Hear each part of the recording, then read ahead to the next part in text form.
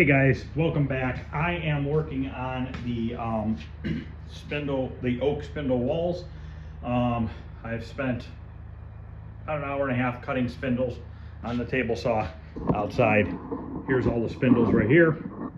Now what I'm doing is taking my belt sander slash drum sander. It does both. It's a spindle sander and a belt sander.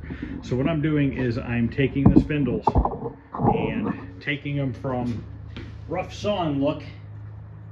So let's grab them here so you can see all the saw marks in it from running it through the saw.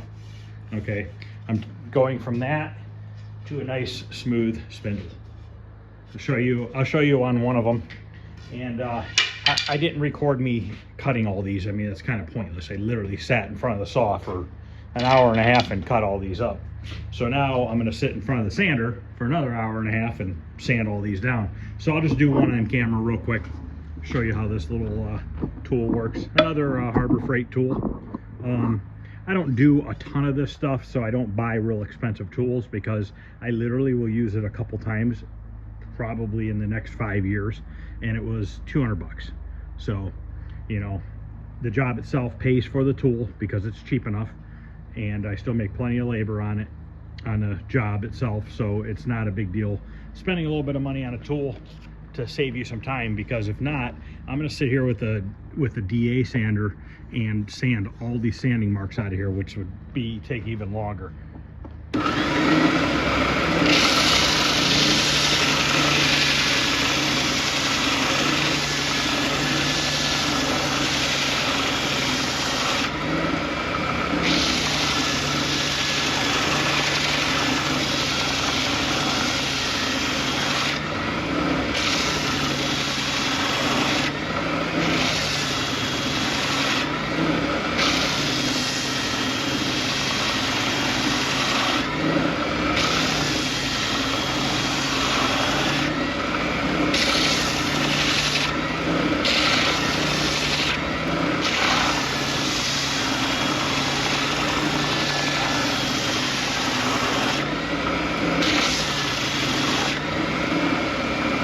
See the difference here, before, after, nice and smooth, flattened out. This is a little bit of a burn mark, but it's smooth. So I'm going to go ahead and do this to all 105 spindles here, and then once I get all these sanded down, then we are going to work on planing down the edges of all the boards that I glued together with a handheld planer. So that'll be next after I get all these done. Okay guys, all 104 spindles have been sanded on all four sides. Now I need to take the sander off of the table, or those 2x4s. I'm going to mount my biter box to the 2x4s, and then I'm going to make a bracket that's exactly 5 feet for all the longer ones. And then after that, we got to cut these ones to 2 foot 9 inches. So then we'll make another bracket for that. My evaluation on the Bauer belt sander slash spindle sander. So basically, if you want to turn this into a spindle sander, you take this off here. There's a little washer in there. This lifts up. There is a table right here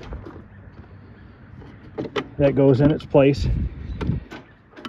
Okay, then there's different size collars depending on what size drum you're using.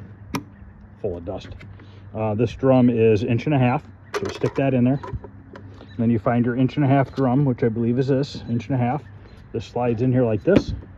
Then you put this on here, which I'm not going to tighten it right now, but this goes up and down when you turn it on. I don't have it plugged in right now, but it goes like this, up and down, and then it spins. So it works really well, actually. You know, for the $200, I'm very, very impressed with it. It worked extremely well. It made it through all 104 spindles, all four sides. I ran this thing for probably 2 hours. And first belt, this is the belt that it came with, finally ripped just about at the end. But it was still able to finish doing it on the ripped belt. I flipped the belt around to the other side and was able to finish the job up. So I definitely would recommend one of these if somebody's looking for something like this and don't want to spend you know, $300-400. They have them at Home Depot and Lowe's, but they're an extra $100. And I don't see why you'd want to waste another $100 if you don't need to. Especially something like this. It's not like something you're going to use all the time. Now that I did this with it, I don't know how often I'll really use it, but you know what it is good for is when I do arcade cabinets. If I need to trim down some plexiglass, that would probably work really good with the spindle attachment, because I can put the spindle on there. I can kind of just, you know, glide the plexi along it, and it'll just lightly sand down the edge for me. So, all right, let me get this off. We'll get the miter box up there, and we will make some sort of a jig, and we'll go from there. Okay, I'm set up out here. I'm gonna show you how I set it up. So I screwed 3 2x4s in over here. 2 2x4s is about the height of the table of the miter box, okay? Then I took my tape measure. I measured from this edge of the blade to the inside edge of this right here, and that's exactly 5 feet, and that's where the longer ones need to go, or the length they need to be. So let's cut one. I got 34 of these to cut to 5 feet. So first thing I need to do is just take a tiny bit off of this side to straighten it up.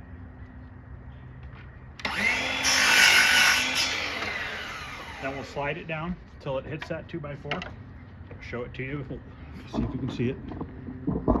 So it's just running into the edge of that 2x4 there. Let's take a measurement just to verify it.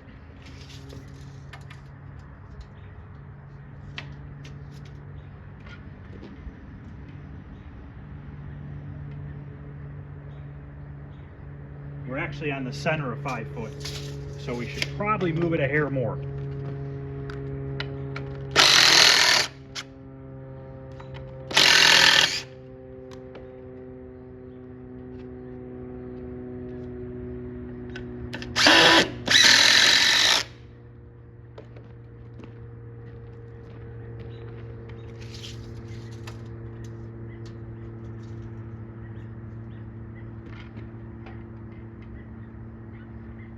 I think that's good. I think that's pretty darn accurate.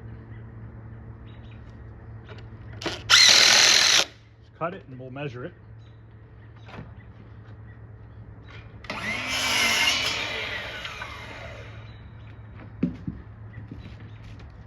Let's take a measurement on this. Exactly 5 foot.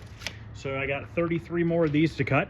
And then we're going to take these 3 blocks, move them over to 2 foot 9 inches, which would be 24 plus 10 is 33 inches. So let me cut these. I'll come back, we'll move it over, and we'll cut some of the other ones.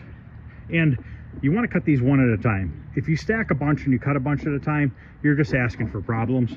So just, I know it's, you know, you got to cut 34 twice because you got to straighten the one edge, but it's just going to turn out better if you just do one at a time.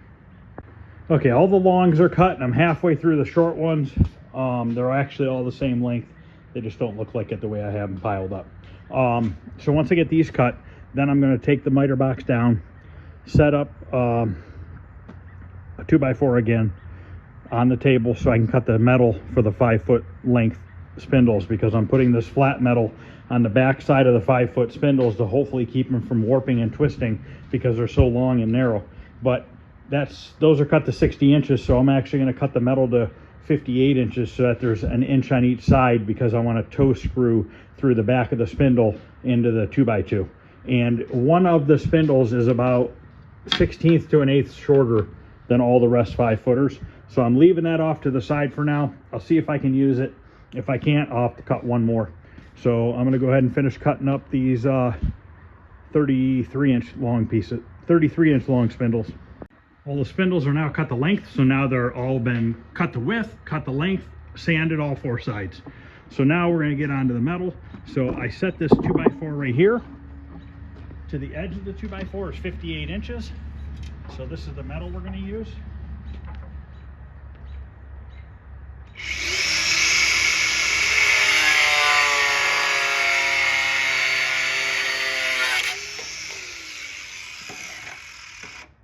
So basically I just have to sit here and cut all this down now to 58 inches. And then tomorrow I need to drill a hole about every foot and with a little countersinking bit afterwards, and so that these can get screwed onto the back of the spindle. And then I am probably going to go ahead and paint these with a satin black Krylon, and then after that I'll screw them to the back of the spindles before I build the wall. So basically tomorrow I want to drill all the holes in this. I'm probably going to take my little drill press that I have on the counter there and bring it outside and set it on these 2x4s and bolt it down, make some sort of a jig so I can make all the holes in the same place all the way down. And then I'll probably spray paint them, get them mounted to the backs of all the long ones. And then after that, I've got to get these boards that we glued together on that other video. I got to plane the edges down, the sides, sand them with the belt sander, and then at that point, this wall will be ready to start, these walls will be ready to start going together. So I'm gonna go ahead and end this video. Wasn't really much of anything interesting, I guess you'd say. It's just a lot of prep and getting stuff ready so that the wall can go together and I don't have to keep stopping to cut more pieces to keep going. So at least this way, everything's gonna be cut ahead of time. Everything's gonna be prepped, ready to go. So that's what my plans are with that. So thanks for watching, guys. Once we get into assembling the wall, it'll probably be a little bit more interesting, but this is just a quick video on how I'm going about it and getting everything prepped and ready. So I'll see you guys tomorrow. Thanks, guys.